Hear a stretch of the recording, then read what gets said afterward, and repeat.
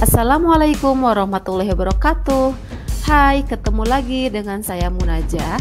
Kali ini saya akan menjelaskan tentang materi pembelahan sel. Sebelum memulai, yuk untuk subscribe dulu.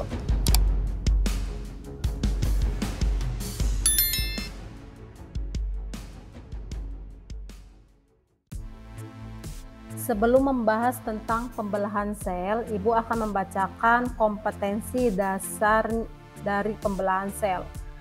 3.4 Menganalisis proses pembelahan sel sebagai dasar penurunan sifat dari induk kepada keturunannya. Nah, untuk tujuan pembelajaran, setelah mempelajari pada bab ini, diharapkan siswa mampu mengetahui fungsi dari pembelahan sel, menjelaskan tahap-tahap pembelahan sel secara mitosis dan meiosis, menganalisis gametogenesis pada makhluk hidup. Tubuh kita tersusun atas unit terkecil yang disebut sel. Tahukah kalian bahwa kita tersusun atas satu sel yang disebut zigot? Sel zigot akan mengalami pembelahan diri dari satu sel menjadi dua sel, dari dua sel menjadi 4 sel, dan seterusnya, hingga terbentuklah kumpulan-kumpulan sel menjadi organisme yang lengkap. Guna mengetahuinya, marilah kita mempelajari materi pada bab ini dengan rasa ingin tahu yang tinggi. Pembelahan sel terdiri dari 3 macam. Yang pertama ada amitosis, yang kedua mitosis, yang ketiga meiosis. Untuk amitosis ini merupakan pembelahan sel secara langsung atau spontan tanpa melalui tahap-tahap pembelahan. Biasanya untuk amitosis itu terjadi pada organisme yang sifatnya prokariotik. Contohnya misalnya ada amuba, bakteri. Yang kedua mitosis. Nah, mitosis ini merupakan pembelahan nukleus melalui tahapan-tahapan yang berurutan dan teratur. Untuk mitosis sendiri fungsinya adalah untuk pertumbuhan, regenerasi sel tubuh. Regenerasi sel tubuh ini artinya mengganti sel-sel yang rusak. Dan yang ketiga meiosis. Meiosis sendiri merupakan pembelahan sel yang terjadi dalam 2 tahap. Tahapannya yang pertama ada spermatogenesis, yang kedua oogenesis. Kita bahas pembelahan sel yang pertama adalah amitosis. Tadi sudah disinggung ya apa itu amitosis. Amitosis ini merupakan pembelahan sel secara langsung atau spontan tanpa melalui tahap-tahap pembelahan. Terjadi pada organisme prokariotik, misalnya amuba, bakteri. Nah, ini merupakan contoh pembelahan biner pada bakteri. Jadi yang pertama replikasi DNA dan elongasi. Terus yang kedua dinding sel dan membran plasma mulai membelah. Yang ketiga septum terbentuk dan DNA terpisah. Dan yang keempat sel ini terpisah menjadi 2 ya. Bisa dilihat dari mekanismenya bahwa dari satu sel menjadi 2 sel, jadi tanpa melalui tahapan-tahapan tertentu dulu. Pembelahan sel yang kedua adalah pembelahan sel secara tidak langsung. Pembelahan sel secara tidak langsung terjadi melalui fase-fase tertentu. Pembelahan sel secara tidak langsung dapat terjadi melalui pembelahan mitosis dan meiosis. Jadi sebelum memasuki pembelahan mitosis, sel itu akan mengalami masa interfase terlebih dahulu. Nah, pada saat masa interfase ini terjadi proses persiapan dan penimbunan energi oleh sel-sel untuk melakukan pembelahan. Kemudian inti sel atau nukleus dan anak inti sel atau nukleolus itu tampak terlihat jelas. Namun kromosom pada sel itu tidak terlihat karena masih dalam bentuk kromatin. Nah, pada saat masa interfase ini ternyata masa interfase ini merupakan fase persiapan yang paling lama dari keseluruhan siklus sel. Itu kira-kira 90% dari siklus sel. Nah, ini untuk tahap interfase sendiri terbagi menjadi 3 fase ya. Yang pertama itu ada fase G1, yang kedua ada fase S, dan yang ketiga ada fase G2. Untuk fase G1 atau gap 1 atau growth 1 ini merupakan pertumbuhan primer ya, atau disebut juga dengan fase pertumbuhan dan perkembangan sel. Nah, ini ditandai dengan sel tersebut mengalami pertumbuhan sehingga tampak lebih besar. Nah, ini berlangsung berapa jam? Untuk fase G1 ini berlangsung selama kira-kira 6 sampai 12 jam ya. Sekarang yang kedua itu adalah fase S. Nah, fase S ini disebut juga dengan fase sintesis, yaitu terjadi sintesis DNA dan DNA ini mengalami replikasi atau duplikasi ya. Nah, untuk fase S ini berlangsung selama 6 sampai 8 jam. Yang ketiga adalah fase G2 atau gap 2 atau grow 2 ya. Kalau tadi di G1 ini merupakan pertumbuhan primer, kalau fase G2 ini merupakan pertumbuhan sekunder. Nah, ini pada fase G2 ini terjadi pertumbuhan lagi dan terbentuklah organel-organel sel hingga persiapan sel membelah. Jadi ada terjadi peningkatan sintesis protein juga gitu ya. Setelah melewati fase interfase atau fase persiapan, masuklah ke tahap selanjutnya yaitu mitosis. Apa itu mitosis? Mitosis ini merupakan pembelahan inti sel atau nukleus melalui tahapan-tahapan yang berurutan dan teratur. Nah, mitosis ini terjadi pada sel tubuh. Fungsinya untuk apa? Fungsinya untuk mendukung pertumbuhan, untuk regenerasi sel. Regenerasi sel itu adalah mengganti sel-sel yang rusak. Nah, tahapan pada mitosis ini setelah interfase adalah profase, selanjutnya prometafase, selanjutnya metafase, anafase, dan telofase. Kita bahas pembelahan secara mitosis. Yang pertama adalah fase profase. Ini sambil dilihat dari gambarnya ya. Yang pertama itu ada ditandai dengan benang-benang kromatin dalam inti mulai tergulung menjadi rapat, padat, pendek, dan menebal sehingga berubah menjadi kromosom. Selanjutnya yaitu kromosom menggandakan lengannya membentuk sister kromatid. Nah, ini bentuk kromosom ya yang sudah mulai terbentuk, yang awalnya seperti benang kusut pada saat interfase, tetapi kemudian setelah memasuki fase profase ini membentuk kromosom. Kemudian yang selanjutnya sentriol menuju kutub-kutub berlawanan dan membran inti mulai menghilang. Tahapan mitosis yang kedua adalah metafase. Nah, pada tahap metafase ini, kromosom bergerak dan berjajar di tengah sel yang disebut bidang ekuator atau lempeng metafase. Kemudian, sentromernya itu terikat pada benang-benang spindle. Nah, ini bisa dilihat dari gambar sebelah kanan. Kita bisa lihat pasangan kromatid ini bergerak ke bagian tengah inti sel. Dan sentromernya itu terikat pada benang-benang spindle. Yang selanjutnya ini ada tahap anafase. Nah, pada tahap anafase ini pemisahan kromatid dari bagian sentromer yang kemudian membentuk kromosom baru atau sistem kromatid itu terpisah. Nah, selanjutnya masing-masing kromosom ini ditarik oleh benang-benang spindle menuju kutub yang berlawanan. Kita lihat gambarnya. Nah, ini ada tahap awal anafase dan ada tahap akhir anafase. Jadi pada tahap awal anafase itu setiap kromatid terlepas dari sentromer sehingga terbentuk kromosom baru yang bergerak ke arah berlawanan menuju kutub masing-masing. Dan di tahap akhir anafase itu kromosom hampir sampai ke kutubnya masing-masing dan membran sel mulai mengalami penyempitan di tengah. Tahap terakhir pada pembelahan secara mitosis itu adalah fase telofase. Pada tahap telofase ini ditandai dengan kromosom telah sampai di kutubnya masing-masing dan benang-benang spindle mulai menghilang serta membran inti sel juga mulai terbentuk di antara dua kelompok kromosom yang terpisah. Nah, ini bisa dilihat dari gambarnya, kromosom ini telah sampai di kutubnya masing-masing, kemudian membran inti sel mulai terbentuk di sekitar dua kelompok kromosom yang terpisah, sehingga terjadilah sitokinesis. Sitokinesis itu pemisahan sitoplasma, yang artinya dari satu sel pada tahap lepas ini dihasilkan dua sel.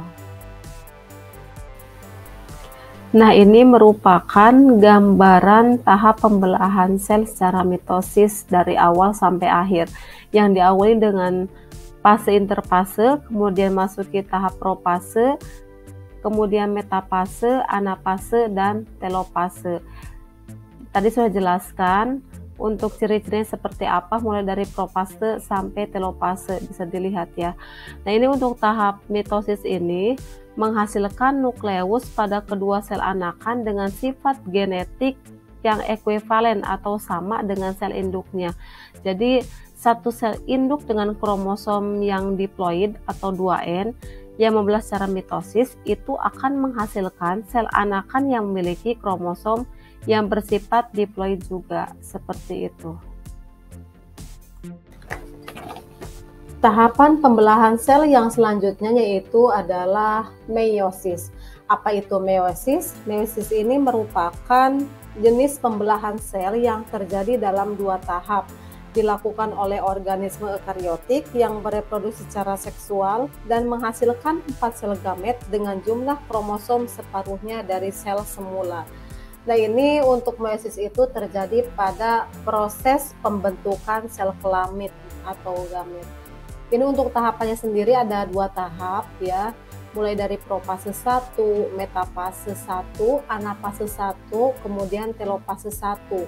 Nah, selanjutnya masuklah ke profase 2. Dari profase 2 masuklah ke metafase 2, anafase 2, dan telofase 2. Mari kita bahas tahapan-tahapan dari meiosis. Pada dasarnya fase-fase meiosis ini menyerupai mitosis. Hanya saja pada meiosis itu terjadi dua kali pembelahan secara berturut-turut, yaitu meiosis 1 dan meiosis 2. Sebelum meiosis terjadi interfase dulu, sama dengan yang pembelahan mitosis ya. Sebelum masuk ke profase, mitosis juga itu memasuki tahap interfase dulu. Nah, pada meiosis ini yang pertama ada meiosis 1. Setelah melewati interfase, masuklah ke profase 1. Nah, ini untuk profase 1 merupakan fase terpanjang, yaitu 90% dari waktu yang diperlukan dalam meiosis. Untuk profase 1 itu terbagi menjadi 5 subfase sebagai berikut. Yang pertama ada leptoten, yang kedua zigoten, yang ketiga pakiten, yang keempat diploten, dan yang kelima adalah diakinesis. Yang pertama itu leptoten. Untuk leptoten itu benang kromatin yang panjang dan tipis mulai memendek, menebal, dan memadat menjadi kromosom yang berbentuk seperti benang tunggal. Terus yang kedua zigoten. Untuk zigoten ini cirinya kromatinnya mulai mengganda.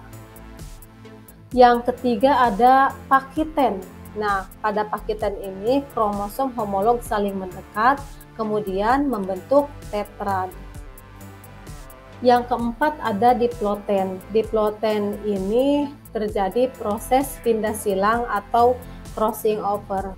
Nah, inilah yang menyebabkan sel-sel kelamin kita baik berupa ovum dan sperma tidak ada yang identik. Jadi pindah silang ini menyebabkan sifat sel anak hasil pembelahan meiosis tidak identik dengan sel induknya dan merupakan mekanisme terbentuknya keanekaragaman genetik.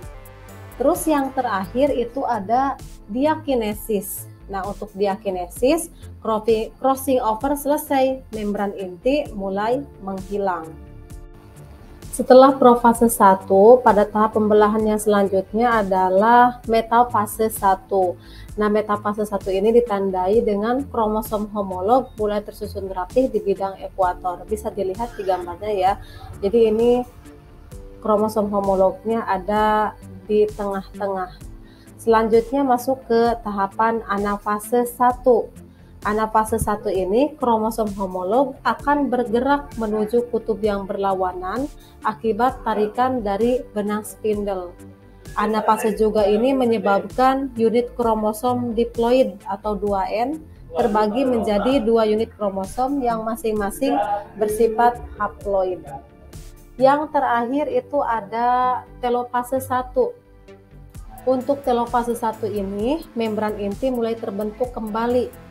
Masih ingat ya, tadi pada profase 1, membran intinya mulai menghilang. Nah, ini masuk ke telopase 1, membran intinya kembali terbentuk dan terjadi sitokinesis. Sitokinesis ini merupakan kondisi ketika sitoplasma dari satu eukariotik sel membelah menjadi 2 sel anak yang haploid. Setelah pembelahan meiosis 1 selesai, kemudian masuklah ke meiosis 2. Nah, meiosis 2 ini merupakan tahap pemisahan kromatid saudara atau sister kromatid dari kromosom haploid. Tahapan yang pertama itu ada profase 2. Pada tahap profase 2, ini kromatin menebal membentuk kromosom dan membran inti mulai menghilang. Selain itu, benang spindle mulai terbentuk ya. Terus yang kedua ada metafase 2. Pada tahap metafase 2, itu kromosom berjajar di bidang ekuatorial dan terlihat hanya dalam satu baris. Terus yang ketiga ada anafase 2. Untuk anafase 2, sister kromatid berpisah sehingga kromatid tersebut menjadi kromosom yang individual. Kemudian benang spindle menarik kromatid bergerak ke arah kutub yang berlawanan ya. Terus selanjutnya yang ketiga ada telopase 2 dan sitokinesis. Untuk telopase 2 dan sitokinesis 2 ini ditandai dengan kromosom telah sampai di kedua kutub yang berlawanan. Kemudian pada akhir sitokinesis, ini dihasilkan 4 sel anak yang kromosomnya haploid. Berbeda dengan yang mitosis, kalau mitosis dihasilkannya itu diploid sifatnya ya. Kalau untuk yang meiosis ini sifatnya haploid. Nah, ini merupakan tahapan pembelahan sel secara meiosis. Ada meiosis 1 ini diawali dengan profase 1. Bisa dilihat ya ciri-cirinya seperti apa. Kemudian metafase 1, masuk ke anafase 1. Kemudian yang terakhir itu ada telopase 1. Pada tahap telopase 1 ini dihasilkan 2 sel haploid. Kemudian setelah telopase 1 masuklah ke meiosis 2, itu diawali dari profase 2. Nah, profase 2 kemudian masuk ke metafase 2. Dari tahap metafase 2 kemudian masuk ke anafase 2 dan yang terakhir itu ada telopase 2. Pada tahap telopase 2 ini dihasilkan 4 sel haploid ya, seperti itu. Nah, ini perbedaan dari pembelahan secara mitosis dan meiosis. Yang pertama untuk mitosis terjadi pada semua sel tubuh yang sedang memperbanyak diri. Kalau pada meiosis itu terjadi pada sel gonad pada saat pembentukan gamet. Yang kedua hanya terdapat 1 tahap pembelahan, sedangkan kalau meiosis itu terdapat 2 tahap pembelahan. Yang ketiga tidak terdapat pasangan homolog, sedangkan untuk yang meiosis itu terdapat pasangan homolog pada meiosis 1. Selanjutnya yang ketiga, yang keempat ya, tidak terjadi pertukaran segmen kromosom. Sedangkan pada meiosis terjadi pindah silang antara kromosom homolog yang berpasangan. Yang selanjutnya itu sel baru yang dihasilkan dari suatu mitosis akan mempunyai struktur genetik yang sama dengan sel awal. Kalau pada meiosis, sel yang dihasilkan melalui proses meiosis itu akan mempunyai jumlah kromosom separuh dari sel semula. Kalau yang terakhir ini ada hasil akhir dari pembelahan satu sel adalah 2 sel yang sama. Kalau pada meiosis, hasil akhirnya itu adalah 4 sel baru yang mempunyai jumlah kromosom separuh dari sel induknya. Itulah perbedaan dari mitosis dan meiosis. Sekarang kita bahas tentang gametogenesis. Apa itu gametogenesis? Gametogenesis ini berasal dari kata gamet dan genesis. Gamet ini artinya sel kelamin, sedangkan genesis itu artinya kelahiran. Jadi, gametogenesis ini adalah proses pembentukan sel kelamin. Gametogenesis yang melibatkan mitosis dan meiosis itu terjadi di dalam organ reproduksi generatif organisme eukariotik multiseluler. Misalnya kayak tumbuhan, hewan, dan manusia. Mitosis dalam gametogenesis berguna untuk memperbanyak sel induk yang akan membelah secara meiosis. Sedangkan meiosis ini berguna untuk mengurangi jumlah kromosom sehingga sel kelamin yang dihasilkan bersifat haploid atau N. Gametogenesis sendiri itu dibedakan menjadi dua macam, ada spermatogenesis dan oogenesis. Kita bahas dulu yang pertama adalah spermatogenesis. Spermatogenesis merupakan proses pembentukan spermatozoa yang terjadi di dalam testis. Jadi ketika anak laki-laki menginjak masa pubertas, sel-sel primordial pada epitel germinal tubulus seminiferus dalam testis berdiferensiasi menjadi sel induk sperma yang disebut spermatogonium. Kemudian nantinya itu spermatogonium memperbanyak diri secara mitosis secara berulang-ulang. Nah, ini kita lihat skemanya ya, diawali dari apa? Untuk langkah-langkahnya, mekanisme spermatogenesis yang pertama, spermatogenesis diawali dengan membesarnya masing-masing sel spermatogonium yang sifatnya diploid ya. Kemudian terjadi sinapsis dan duplikasi kromosom sehingga terbentuklah bentuk tetrad. Nah, sel itulah yang disebut spermatosit primer atau spermatosit 1 yang memiliki kromosom diploid. Kemudian spermatosit primer mengalami pembelahan secara meiosis 1 yang menghasilkan 2 sel spermatosit sekunder atau spermatosit 2 yang haploid. Nah, ini 1N itu artinya haploid. Satu sel spermatosit sekunder mengandung gonosom X. Sedangkan spermatosit sekunder yang satunya lagi mengandung gonosom Y.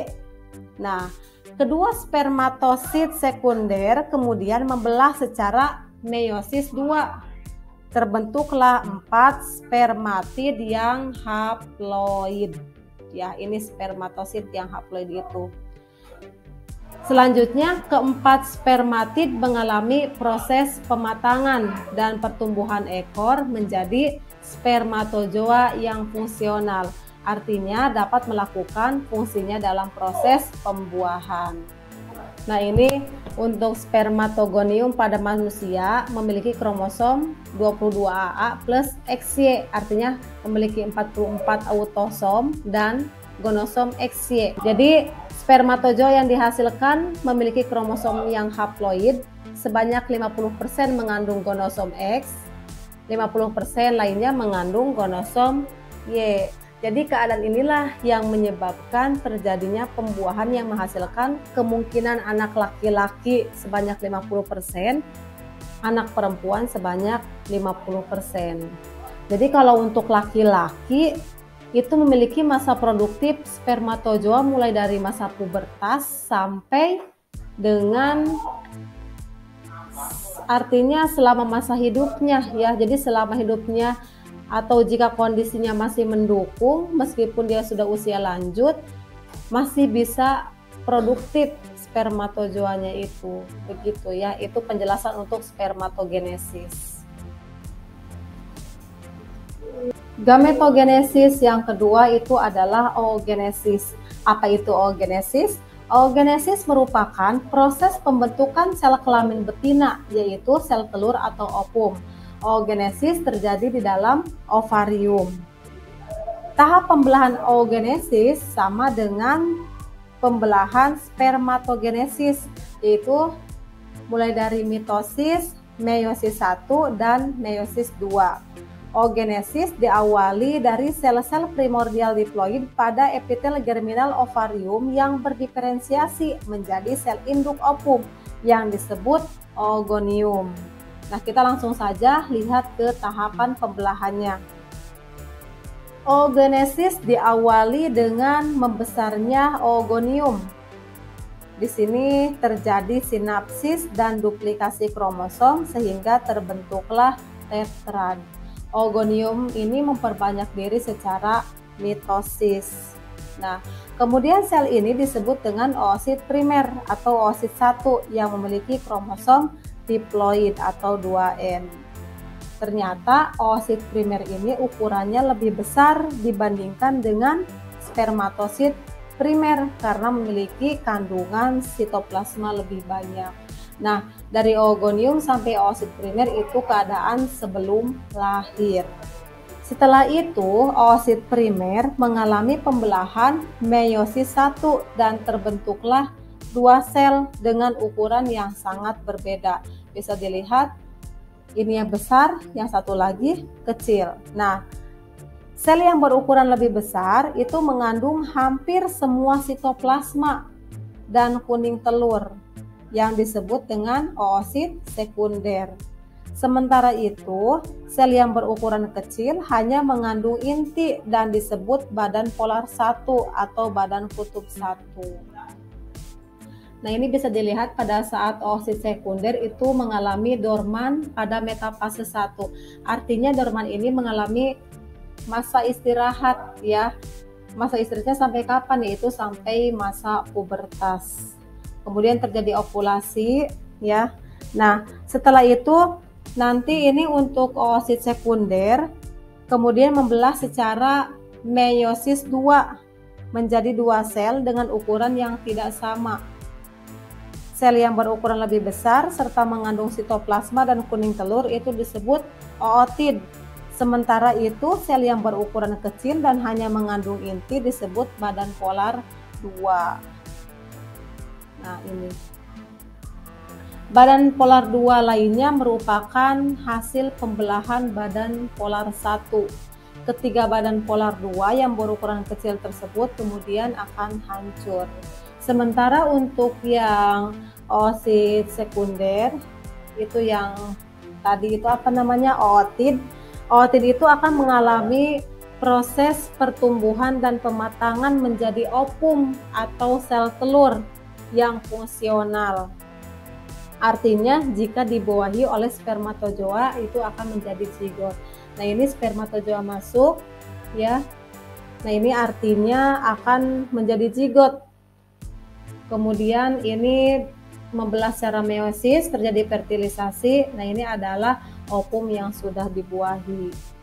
Nah, untuk ovum yang memiliki kromosom yang haploid itu pada kromosom ovum pada manusia yaitu 22A plus X. Jadi perempuan dan laki-laki itu sangat jauh berbeda ya. Berbedanya apa?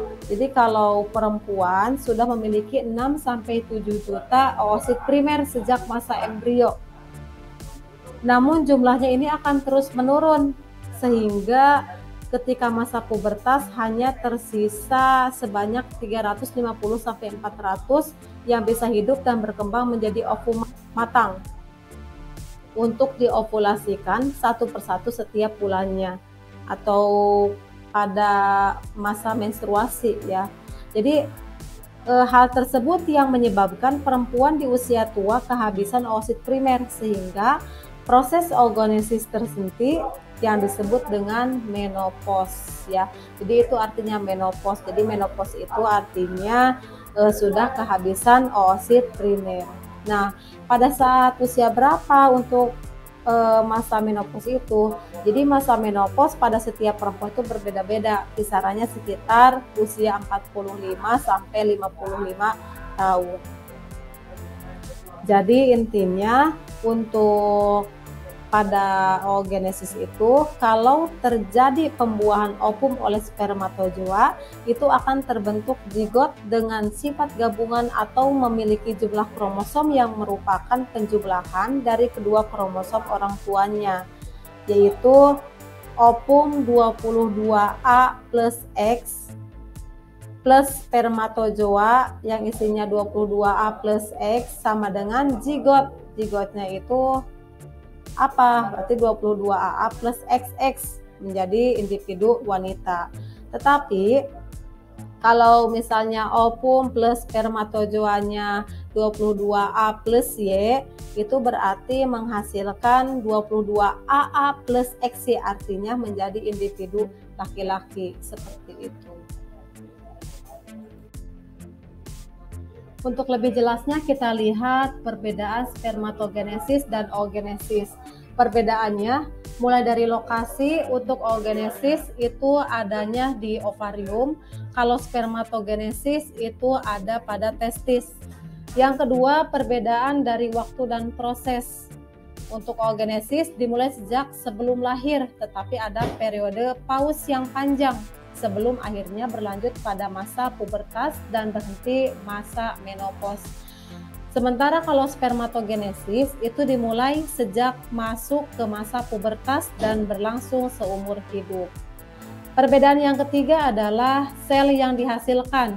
Kalau oogenesis, satu sel ovum yang fungsional dan 3 badan polar yang tidak fungsional. Kalau yang spermatogenesis, 4 sel sperma yang fungsional. Perbedaan yang selanjutnya yaitu ukuran sel yang dihasilkan. Kalau oogenesis, sel ovum lebih besar daripada badan polar. Kalau spermatogenesis, sama besarnya. Perbedaan yang terakhir, jumlah produk dalam satu siklus. Kalau oogenesis hanya 1 atau 2 setiap satu periode. Kalau spermatogenesis banyak, bisa mencapai jutaan. Itulah perbedaan dari spermatogenesis dan oogenesis. Mudah-mudahan dipahami ya. Kita lihat gametogenesis pada tumbuhan tingkat tinggi. Gametogenesis tumbuhan tingkat tinggi yang dimaksud ini terjadi pada tumbuhan berbunga tertutup atau angiospermae. Gametogenesis sendiri dibedakan menjadi 2 macam, yaitu mikrosporogenesis atau pembentukan gamet jantan. Yang kedua, megasporogenesis atau pembentukan gamet betina. Gametogenesis terjadi pada alat kelamin jantan dan betina yang terdapat di dalam bunga.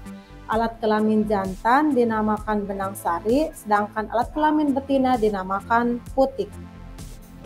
Tumbuhan berbunga lengkap memiliki putik dan benang sari, sehingga proses pembentukan gamet jantan maupun betina dapat terjadi dalam bunga yang sama. Sementara itu, tumbuhan berbunga tidak lengkap hanya memiliki benang sari saja atau putik saja, sehingga proses gametogenesis jantan dan betina terjadi secara terpisah pada bunga yang berbeda. Yang pertama adalah mikrosporogenesis. Mikrosporogenesis adalah proses pembentukan mikrospora atau serbuk sari atau polen. Mikrosporogenesis terjadi di kantong sari. Nah, ini merupakan proses pembelahan secara mikrosporogenesis, yaitu meiosis 1 masuk ke meiosis 2, kemudian menghasilkan beruang jadi tetrad ya, sampai menghasilkan 4 sel anak. Yang kedua itu adalah megasporogenesis.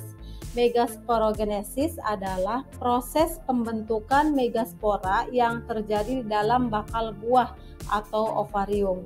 Mekanisme megasporogenesis bisa dilihat sel induk megasporogenesis yang diploid mengalami pembelahan secara meiosis 1 kemudian meiosis 2. Pembelahan tersebut menghasilkan 4 sel megaspora berkromosom haploid yang mengelompok secara linier.